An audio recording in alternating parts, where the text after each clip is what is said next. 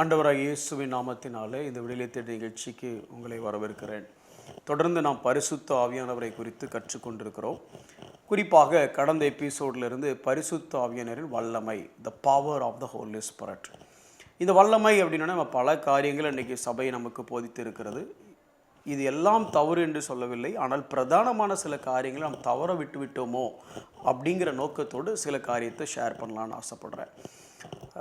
முந்தின எபிசோடில் நீங்கள் பார்க்கும் பொழுது ரட்சிக்கப்படும் பொழுது தேவன் எவ்வளோ பெரிய வல்லமையை அங்கே செயல்படுத்துகிறார் அப்படின்னு சொல்லி பார்த்தோம். இப்போ ரட்சிக்கப்பட்டாச்சு. ஒரு மனிதன் ரட்சிக்கப்பட்டதுக்கு பின்பு அவன் இந்த உலகத்தில் வாழ்கிற வாழ்க்கையிலையும் பரிசுத்த ஆவியானவரின் வல்லமை இல்லாமல் வாழ முடியாது. இன்றைக்கி பொதுவாக நம்ம சபைகளில் ஞாயிற்றுக்கிழமை மட்டும்தான் பரிசுத்த ஆவியானவருடைய வல்லமையை பார்க்குறோம். இல்லைன்னா ஏதாவது ஹீலிங் மீட்டிங் இல்லை டெலிவரன்ஸ் மீட்டிங் இந்த மாதிரி இடத்துல மட்டும்தான் பரிசுத்த ஆவியானவர் வல்லமை அப்படிங்கிற வார்த்தைகளை நம்ம பேசுகிறோம், கேட்குறோம். ஆனால் பரிசுத்த ஆவியானவருடைய வல்லமை எதற்கு நமக்கு மிக முக்கியமான அவசியம், அல்லது இயேசு எதை மேம்படுத்தி சொன்னார் அப்படின்னு சொல்லி பார்த்தீங்க அப்படின்னா, அப்போஸ்தலர்கள் 1வது அதிகாரம் 8வது வசனம் இப்படி சொல்லுது. நமக்கு தெரிந்த வசனம் தானே. எப்படி சொல்லுது? பரிசுத்த ஆவி உங்களிடத்தில் வரும்பொழுது நீங்கள் பலன் அடைந்து, பவர், டுனாமிஸ்ங்கிறது ஒரு டைனமைட், வெடிக்கக்கூடிய அந்த அளவுக்கு வல்லமை அப்படின்னு சொல்லி ஒரு சூப்பர் நேச்சுரல் பவர்னு வச்சுடுங்களேன். எதுக்கு பலன் அடையணும்? பலன் அடைந்து முடியும் போது இந்த வசனம் எப்படி சொல்லுதுன்னா, எனக்கு சாட்சிகளாக இருப்பீர்கள் அப்படின்னு சொல்லி.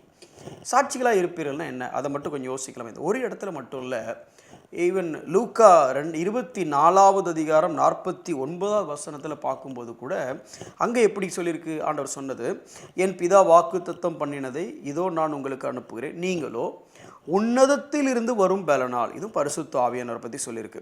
சரி, இந்த பலன் வந்ததுக்கப்புறம் அது வரைக்கும் நீங்கள் எருசலேமில் இருங்க. அப்போ இந்த பலன் எதை குறித்து பலன்? So you receive power. இன்றைக்கி நம்ம எல்லாருமே நம்ம பவர் ரிசீவ் பண்ணும் பிரதர். எதுக்கு பிரதர் அப்படின்னா, நம்ம இன்னும் வல்லமையாக செயல்படணும் பிரதர் அப்படின்னு நினைக்கிறோம். ஆனால் இங்கே பவர் ரிசீவ் பண்ணி அவர் என்ன சொன்னாருன்னா, சாட்சிகளாக இருப்பீர்கள் அப்படின்னு சொன்னார். சரி, இந்த சாட்சிகளாக இருப்பீர்கள்ங்கிறது நம்மளை பொறுத்தவரைக்கும் ரொம்ப சாதாரண டேர்ம் ஆகிடுச்சு. கொஞ்சம் வேதத்தின் அடிப்படையில் இந்த சாட்சின்னா என்னங்கிறத கொஞ்சம் நான் உங்களுக்கு காமிக்கிறேன் பாருங்களேன். நேரம் கம்மியாக இருந்தாலும் நான் கொஞ்சம் வேகமாக வசனங்களை சொல்கிறேன். நீங்கள் அப்புறமா திருப்பி இந்த வசனத்தை படித்து பாருங்கள். இப்போ இந்த சாட்சிகளாக இருப்பீர்கள் அதுக்கு என்ன அர்த்தம்? இந்த அப்போஸ்தலர்கள் ஏற்கனவே பரிசுத்த ஆவியானவருடைய வல்லமையை கொஞ்சம் முன்ருசி பார்த்தவங்க. அவங்க இந்த ஆண்டவரை பற்றி தெரியும், திட்டத்தை பற்றி தெரியும், ஆண்டவரை நடத்தப்படுறாங்க, பல காரியங்கள் இருக்குது. உயிர் தெழுந்ததுக்கு அப்புறம் அவங்க அந்த 10 நாட்கள் அவங்க வாழ்க்கை முறையை பார்க்கும் பொழுது ஏற்கனவே இருந்த பேதுருக்கும் இந்த 10 நாள் வாழ்ந்த பேதுருக்கும் நிறைய வித்தியாசத்தை பார்க்க முடியுது. ஏற்கனவே இருந்த சீஷர்களுடைய மனப்பான்மைக்கும் உயிர் தெழுந்த பின்பு இயேசு பரமேறிய பின்பு வாழ்கிற அந்த வாழ்க்கைக்கும் பார்த்தீங்கன்னா நிறைய சேஞ்சஸ் நம்ம பார்க்க முடியும். பலப்பட்டவங்களாக தான் வாழ்ந்தாங்க.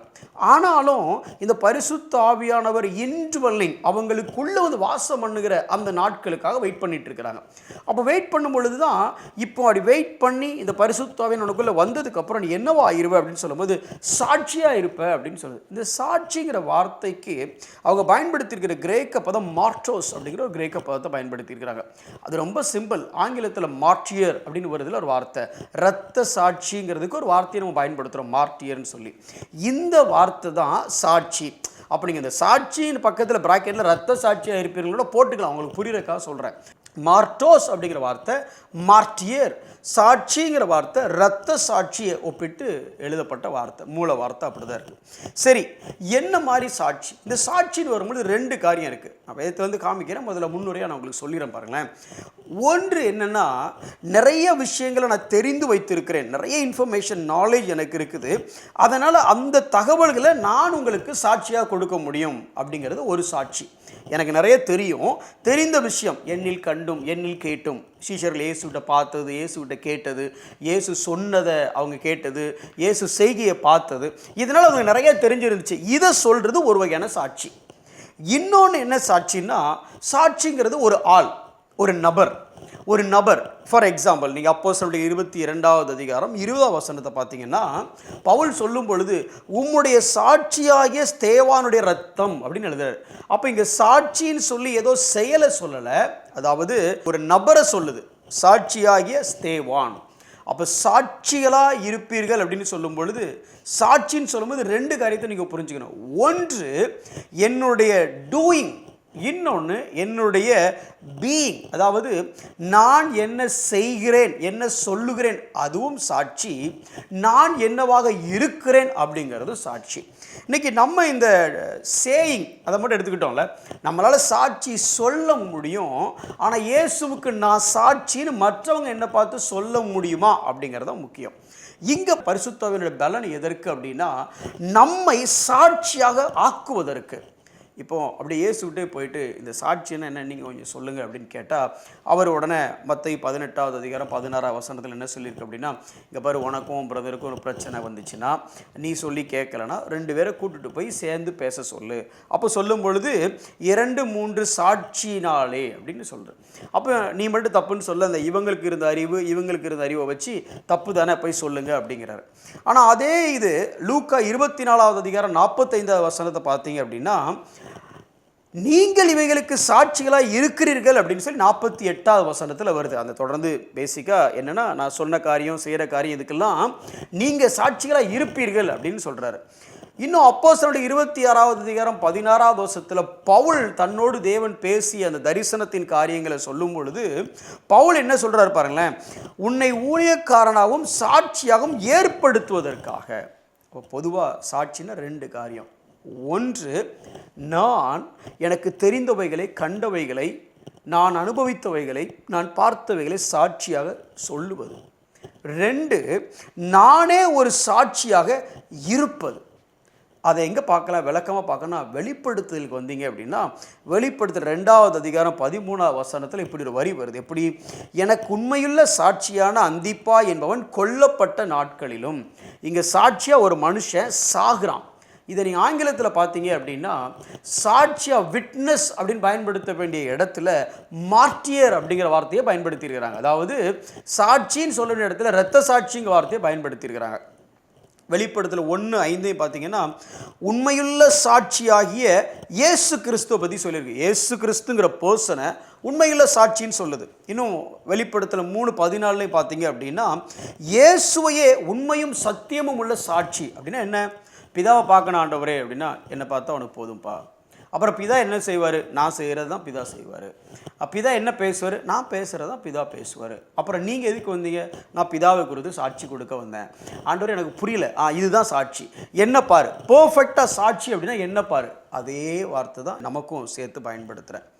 நீங்களும் நானும் பரிசுத்த ஆவியானவரால் பலப்பட்டு சாட்சிகளாக இந்த உலகத்தில் இருக்கணும் அப்படின்னு என்னென்னா, அனுதினமும் சுயத்துக்கு மறித்து அனுதினமும் எப்படி இயேசு பிதாவின் சித்தம், பிதாவினுடைய விருப்பம், பிதா செய்தவைகள்னு சொல்லி இயேசுவை பார்த்தா பிதாவை பார்க்கக்கூடிய ஒரு வாழ்க்கையை இயேசு வாழ்ந்தாரோ, இயேசுவை குறித்து வேதம் சொல்லும்போது உண்மையுள்ள சத்தியமுள்ள சாட்சி அப்படின்னு வேதம் சொல்லுது.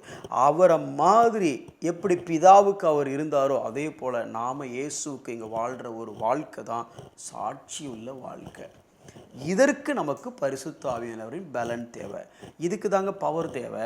யாரையும் கீழே தள்ளுறதுக்கு பவர் தேவையில்லை, யாரையும் ஊதி கீழே தள்ளுறதுக்கு பவர் தேவையில்லை, இல்லை இந்த கோட்டை கழட்டி இப்படி ஆட்டின உடனே எல்லோரும் விழுறாங்கல்ல, அதுக்கு பவர் தேவையில்லைங்க. ஆனால் இப்படி சாட்சியாக வீட்டில், சமுதாயத்தில், சபையில், தெருவில், ரோட்டில், நாட்டில் இருக்கிறதுக்கு தான் தேவை வல்லமை. சரி, இது எப்போ வரும்? இன்னொரு வசனத்தை காமிக்கிறேன். எபேசியரில் பவுல் எழுதுகிறார் 3வது அதிகாரம் 16வது வசனத்துலேருந்து 20வது வசனம் வரைக்கும் நீங்கள் படித்து பாருங்கள். பேசிக்காக என்ன சொல்கிறார் அப்படின்னா, அவருடைய ஆவியினாலே உள்ளான மனுஷனில் பலப்படவும்.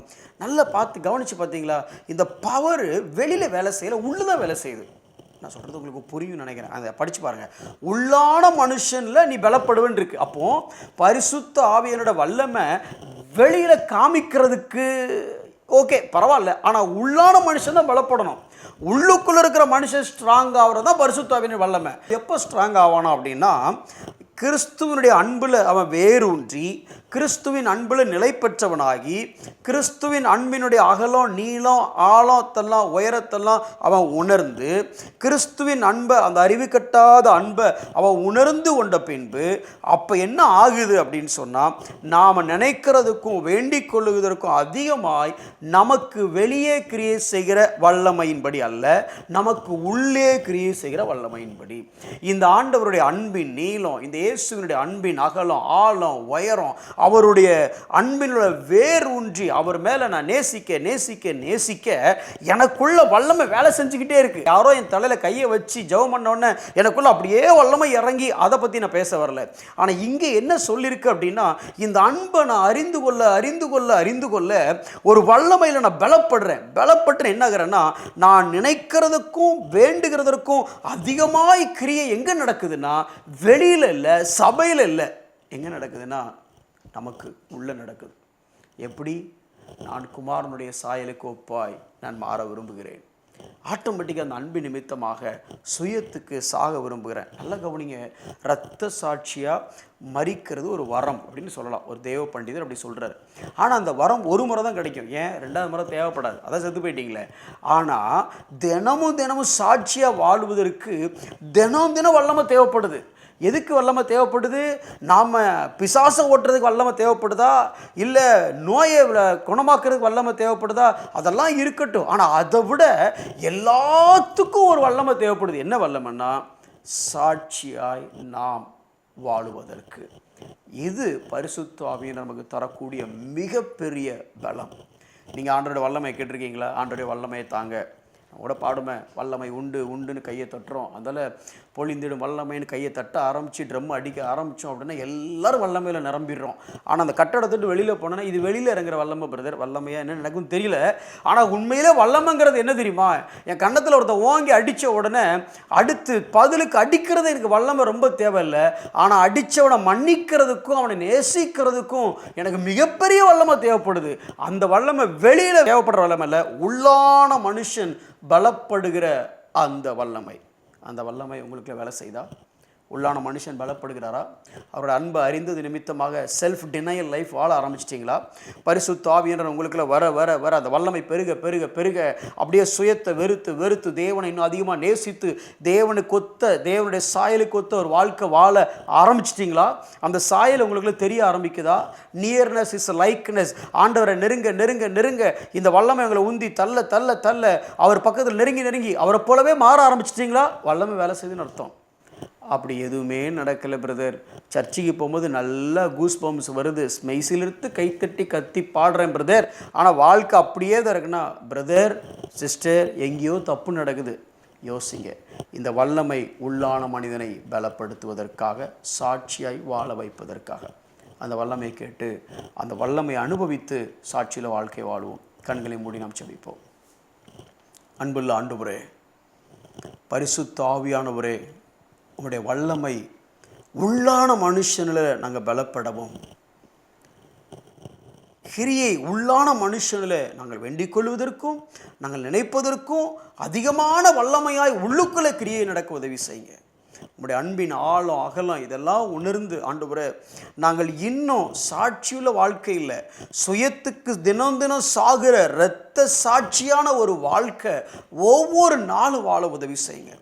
எப்படி நீர் உண்மையான சத்தியமான சாட்சியாய் வாழ்ந்தீங்களோ அதே நேரம் ஆண்டவரை நீங்கள் சொன்னது நீங்கள் செஞ்சது உம்மை பார்க்கும் பொழுது முழுக்க முழுக்க பிதாவை பார்த்த அப்படிப்பட்ட ஒரு சாட்சி நீங்கள் வாழ்ந்த மாதிரி எங்களை காணும்போது பரிசுத்த ஆவியானவருடைய வல்லமையினால் கிறிஸ்துவை காண பண்ணுகிற ஒரு சாட்சியுள்ள வாழ்க்கை நாங்கள் வாழ ஆவியானவர் தாமே வல்லமை தந்து வழி நடத்துவீராக. இயேசுவின் நாமத்தில் ஜெபிக்கிறோம் நல்ல பிதாவே, ஆமென்.